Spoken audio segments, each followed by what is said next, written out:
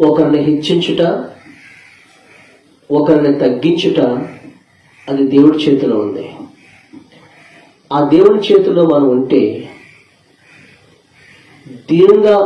దీనులైన వారిని ఆయన పెంట కుప్పల మీద నుండి ఆయన పైకి లేవనెత్తి బహుమంది ప్రజలకు నిన్ను దీవెనకరంగా దేవుడు మారుస్తాడు. ఎలాగో తెలుసా? బైబిల్ గ్రంథంలో ఒక వాక్య భాగాన్ని చదువుకుందాము.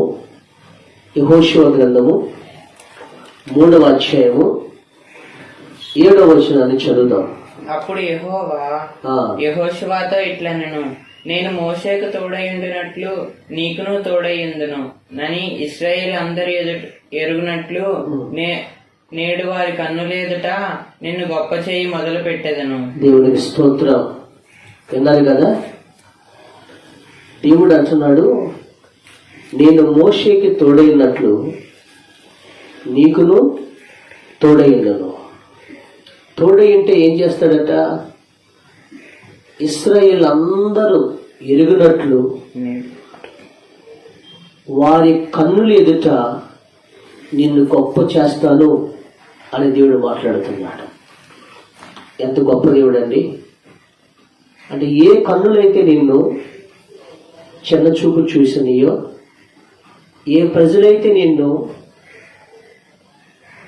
హీనంగా చూశారో, కించపరిచి చూశారో, ఆ ప్రజల కన్నులు ఎదుటే నిన్ను దేవుడు గొప్ప చేయాలని ఈరోజు ప్రభు నీతో మాట్లాడుతున్నాడు.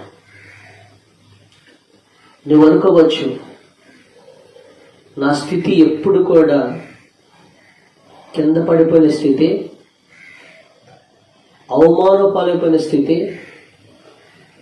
ఎప్పుడు కూడా నా బ్రతుకంతా కూడా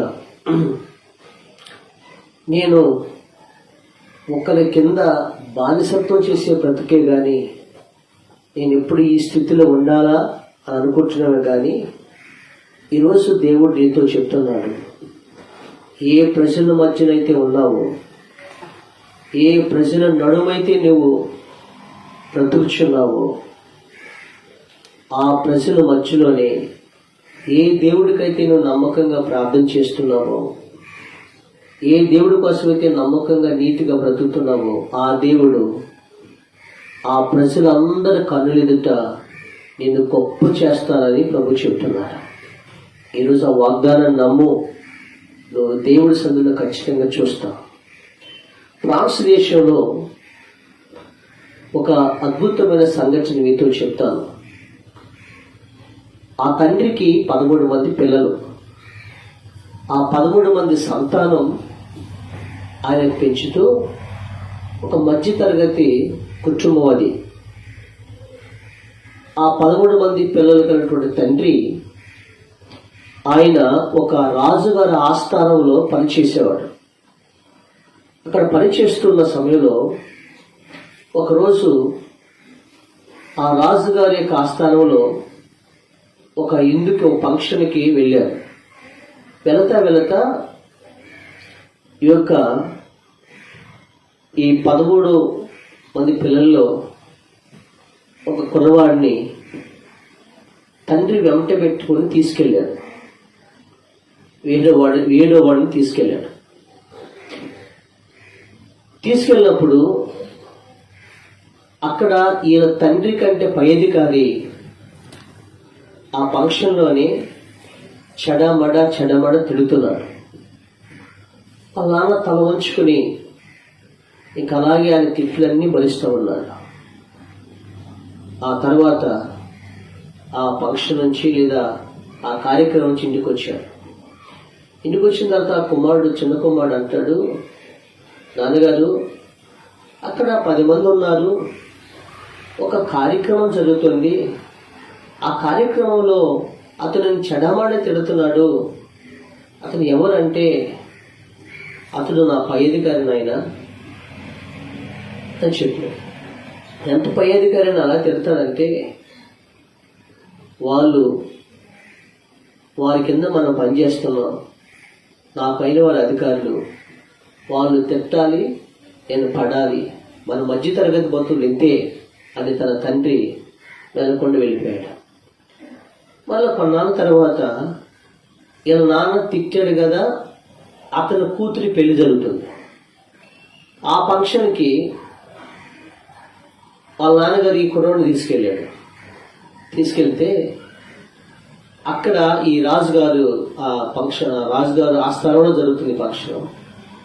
అప్పుడు ఇతని కంటే పై అధికారిని, ఈయన నాన్న తిట్టినటువంటి వాడిని అతని కంటే పై అధికారి ఇతను నిలుతున్నాడు. ఇదంతా కూడా ఈ కుర్రవాడు చూస్తున్నాడు. ఆయన కూడా తల దించుకున్నాడు. కుర్రవాడికి వచ్చాడు, నాన్న మనం నిన్ను తిట్టాడు, నిన్ను తిట్టిన అతని పై అధికారి తిట్టాడు అంటే నా పై అధికారి నన్ను తిట్టాడు, వాడి పై అధికారి అతన్ని తిట్టాడు, వాళ్ళు తిట్టాల్సిందే మనం పడవలసిందే అని చెప్పాడు. అప్పుడు ఆ కుమారుడు అన్నాడు, అసలు మనం తిట్టకుండా ఏ ఉద్యోగం పోస్ట్ లేదంటే ఈ భూ ప్రపంచంలో ఏ పోస్ట్ లేదైనా ఉంటే ఒక రాజుగారికి మాత్రం అధికారం ఉంటుంది. అందరికంటే అధికారి కాబట్టి రాజుగారిని ఎవరు తిట్టక అవకాశం ఉండదు.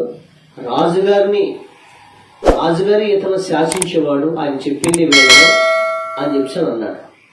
అప్పుడు అన్నాడు, అయితే ఎవరు తిట్టనటువంటి పోస్టు నాకు కావాలి అంటే అతను రాజు అవ్వాలన్నాడు. నేను ఖచ్చితంగా రాజు అవుతాను అన్నాడు. ఆ కళ మానేగా, రాజుగారు అవటి యోగ్యత మనకు లేదు, ఈ జన్మలో ఉండదు, ఒకవేళ వచ్చే జన్మలో ఉంటుందేమో అన్నాడు తండ్రి. అదేంటి అలాగంటున్నారంటే, రాజుగారు అవ్వాలంటే రాజు వంశీయులను కొట్టాలి, తన కుమారుడు తన తరతరాలు రాజులు అవుతారు. మనం అనేది మన మధ్యతరగతి వారం, అది మనకు వల్ల కాదులే, నువ్వు వెళ్ళమన్నాడు. అతను ఎంతో నిరుత్సాహపడి తన కుమారుడు ఏం చేశాడంటే స్కూల్కి వెళ్ళాడు. స్కూల్లో చదువుకున్నప్పుడు ఆ టీచర్ని అడిగాడు, టీచర్ ఆ రాజవంశీయులు తప్ప సామాన్యమైన ప్రజలు రాజు అవుతాక లేదంటారా అడిగాడు. ఆ టీచర్ కూడా తెలుసు రాజవంశీయులు రాజు అవ్వాలని, కానీ ఇతను చిన్న కుర్రను బాధ పెట్టడం ఎందుకు అవ్వాలరా, కృషి ఉంటే కష్టపడితే ఖచ్చితంగా రాజు అవ్వచ్చు అన్నాడు. అప్పుడు ఆ మాటలు పట్టుకున్నాడు ఈ కుర్రవాడు. బాగా చదువుకున్నాడు. బాగా చదువుకున్న తర్వాత పెరిగి పెద్దవాడయ్యి ఆ రాజ్యంలో అతను ఒక సైన్యంలో జాయిన్ అయ్యాడు. ఆ సైన్యంలో ఉండి సైన్య అధికారి అయ్యండి అక్కడ ఆ సైన్యంలో ఒక గొప్ప చురుకైన పాత్ర పోషించి తర్వాత అతడే ఫ్రాన్స్ దేశానికి ఒక రాజు అయ్యాడు. అతని నెపోలియన్ చక్రవర్తి. ప్రభు స్తోత్రం. విన్నారు కదా? అంటే దేవుడు ఒక మనిషిని గొప్ప చేయాలంటే ఖచ్చితంగా దేవుడు చేస్తాడు. దేవుడు మనకు తోడై ఉండాలి, కానీ అర్హత లేని వాడిని కూడా అర్హులుగా చేస్తాడు దేవుడు. ఈరోజు నీ జీవితంలో కూడా ఏ పనులైతే నువ్వు రాజు అవలేవు అన్నాడో, ఏ ప్రజలైతే మన మధ్యతరగతి ప్రజలు మన వల్ల కాదన్నాడు, అదే ప్రజలు ఎదుట ఇతను గొప్ప రాజు అయ్యాడు, గొప్పవాడయ్యాడు. ఈరోజు నీ బిడ్డలను కూడా, ఈరోజు నీ కుటుంబాన్ని కూడా, నీ బంధువులు ఎదుట, నీ తోబుట్టులు ఎదుట, నీ పిల్లలు ఒకవేళ హీనంగా ఉన్నారేమో, నీ జీవితాన్ని, నీ బిడ్డల జీవితాన్ని నీకు గొప్ప చేయబోతున్నాడు. ఆ దేవుని నమ్ము. ఖచ్చితంగా దేవుడుకు మంచి అధికారులుగా నీ బిడ్డలు పరిపాలన చేయబోతున్నారు. ఇదే యెహోషువతో దేవుడు చెప్పిన మాట. ఈ యెహోషువ మోషే దగ్గర, ఇశ్రాయేల్ ప్రజల్లో మోషే దగ్గర ఒక పరిచారకుడిగా ఉన్నాడు, పరిచర్య చేసేవాడు. ఇశ్రాయేల్ ప్రజలు 40 లక్షల మంది ప్రజలు ఉన్నారు. మోసేకి బిడ్డలు ఉన్నారు, యాజకత్వం చేసేవారు అన్నారు, చాలా మంది ఉన్నారు. కానీ యెహోషువ అనే దేవుడు ఎందుకు ఎన్నుకున్నాడంటే, మాట చెప్పాడు కదా, నేను మోషేకి తోడైనట్లు నీకును ఏమంటాను తోడై ఉంటాను. అంటే దేవుడు మనకు తోడై ఉంటే కాదు, ఎలాంటి వాడిని తీసుకొచ్చి ఏం చేస్తాడు, పైకి తీసుకొస్తాడు. ఈ యెహోషువ ఏం చేసి, దేవుడు తోడుందంటే మనం ఏం చేయాలి? యెహోషువ అంటాడు, మోసే పరిచారకుడైన యెహోషువ. మోసే పరిచారకుడు, నమ్మకంగా పరిచర్య చేసేవాడు, నమ్మకంగా పరిచర్యలో నమ్మకత్వాన్ని కలిగి ఉండేవాడు యెహోషువ. ప్రభు చెప్పినాడు కదా, పరిశుద్ధులకు చేసిన పరిచర్యకు ఏ మేలు చేయకుండా ఆయన అన్యాయస్తుడు కాదని చెప్పాడు. ఈరోజు అదే ఒక మనిషిని గొప్ప చేసింది. రెండవదిగా యెహోషువ మంచి ప్రార్థనాపరుడు. మోషే 40 రోజులు సీనాయి కొండ మీద ఉంటే కొండ కింద యెహోషువ మోషే వచ్చేదాకా నమ్మకంగా కింద ఉన్నాడు. యెహోషువ గారు ప్రార్థన చేస్తూ ఉన్నాడు. అంటే నమ్మకమైన ప్రార్థనాపరుడు. ఒక మనిషికి దేవుడు తోడైందంటే ఆ మనిషి పరిచారకుడిగా ఉండాలి. నీ సంఘంలో నువ్వు సావుకుల దగ్గర సంఘంలో నీకు ఏ పాటైనా సరే, నీవు వెళ్తున్న సంఘంలో కావచ్చు, నువ్వు ఏదో ఒక పని చేయాలి, ఏదో ఒక పరిచర్య చేయాలి. నువ్వు గొప్పవాడు కావచ్చు, పేదవాడు కావచ్చు, ఆ పరిచర్యని దేవుడు దీవిస్తాడు. రెండవది ప్రార్థనాపరుడుగా ఉండాలి. సంఘం కోసం, నీ కుటుంబం కోసం ప్రార్థించే బిడ్డగా ఉండాలి. మూడవదిగా యెహోషువ దేవుని సన్నిధిలో ఎలాంటి వాడంటే నమ్మకమైన వాడు. ఎలాగంటే 12 గోత్రాల వారిని పంపించారు, పావులతీల ప్రపంచ దేశం ఎలాగుందో చూసినామని. 10 మంది ఆ దేశాన్ని మనం జయించలేము అని తిరిగి వస్తే, యెహోషువ మాత్రం నిశ్చయంగా ఆ దేశాన్ని మనం జయించగలమని చూసి మరి దానిమ్మ పండు, ద్రాక్ష గెల ఇవన్నీ కూడా మోసుకుని వచ్చాడు. నమ్మకమైన వాడు.